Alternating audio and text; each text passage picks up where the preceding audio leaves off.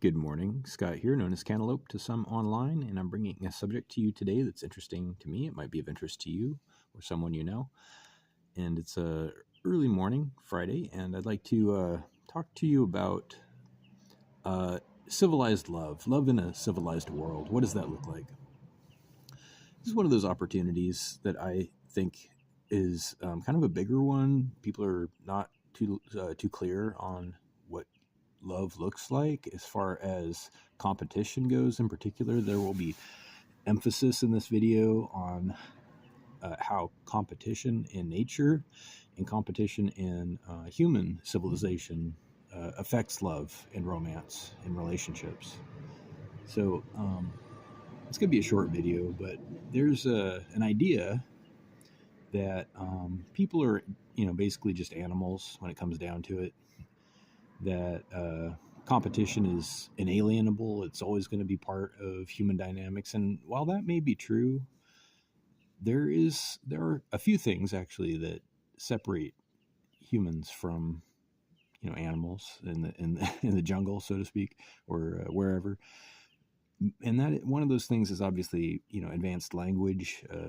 We human beings have pretty sophisticated ways of communicating, and as a result, we achieve greater levels of organization in our society, in our social structures.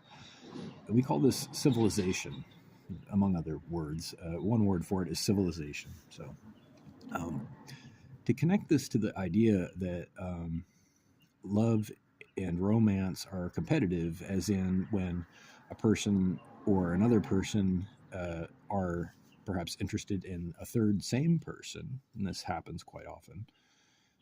It's not reasonable to expect people to not be attracted to the same person, and that happens. It's life. And in nature, what happens is animals will fight.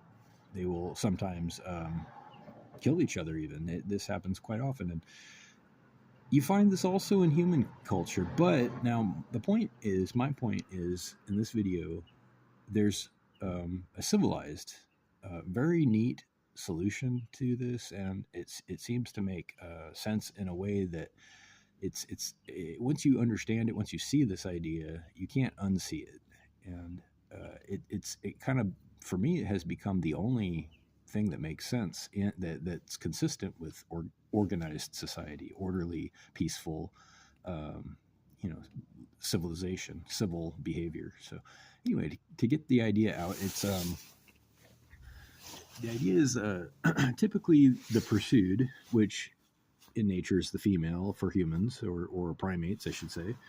And that's not always true. Okay, I'm gonna qualify that. That's sometimes true. We see this in mammals a lot, where the males will fight for the female. Okay, that's a measurable fact. It's observable. It's reproducible. Anyway, the same is sometimes and often true for human beings, but not always. And I'm not trying to say that women couldn't or shouldn't pursue. But anyway, not to digress. The pursuers have an agreement in civilized society. I'm just going to get to the point, and that is, if we're talking about men, and we don't have to be, but in my example, my hypothetical here, there's perhaps two men pursuing the same female. Consider, and the female, the only way that these men aren't going to end up, killing each other, or that the female is going to have a healthy shot at being able to know who the father is, for example. There's a lot of interplay. There's a lot of dynamics that go into families and evolution and the way it fits. There's not to get into too much detail, but one possible solution to keep things civil is that the female would make a choice. Okay. Full stop. And sometimes this is difficult for females. I get that. Sometimes it's difficult for males too. Anybody.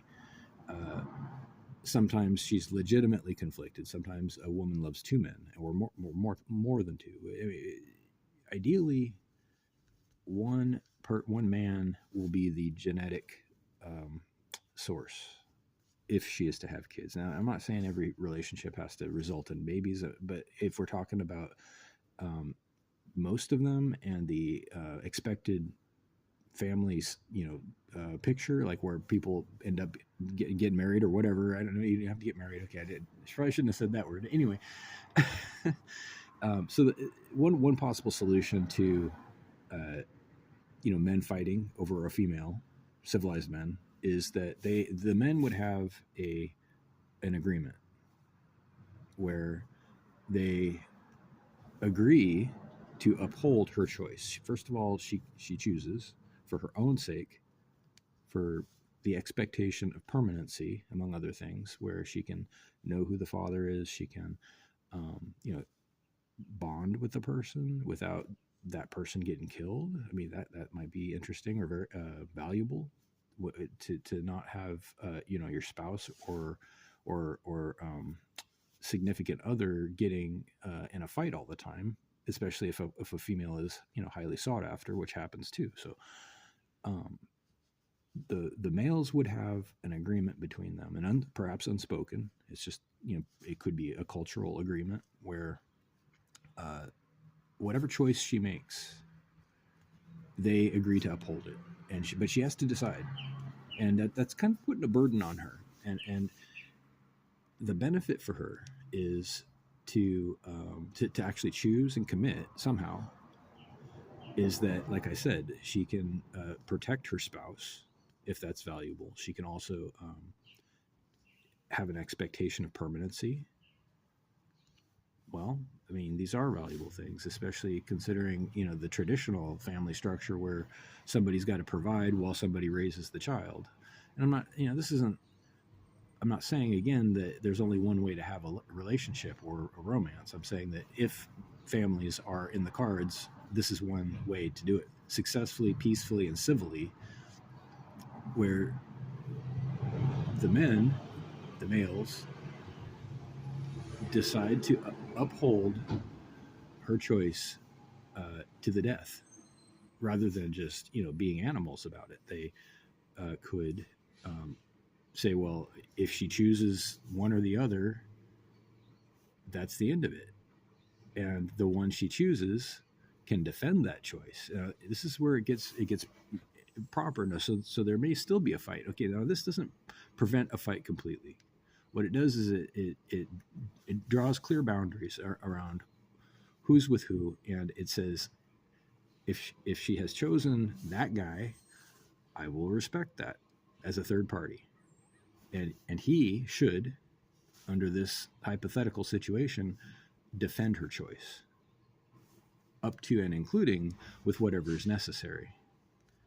Just as if she made a different choice, if she chose me or someone else, that male would defend that choice, and it would be understood. So it has to be worth it for her. Now, this is the crux. This is the problem, the opportunity, that it must be worth it for the female. And that means that the male that she chooses, first of all, it has to be her choice completely, without any coercion, no duress or uh, unreasonable incentives.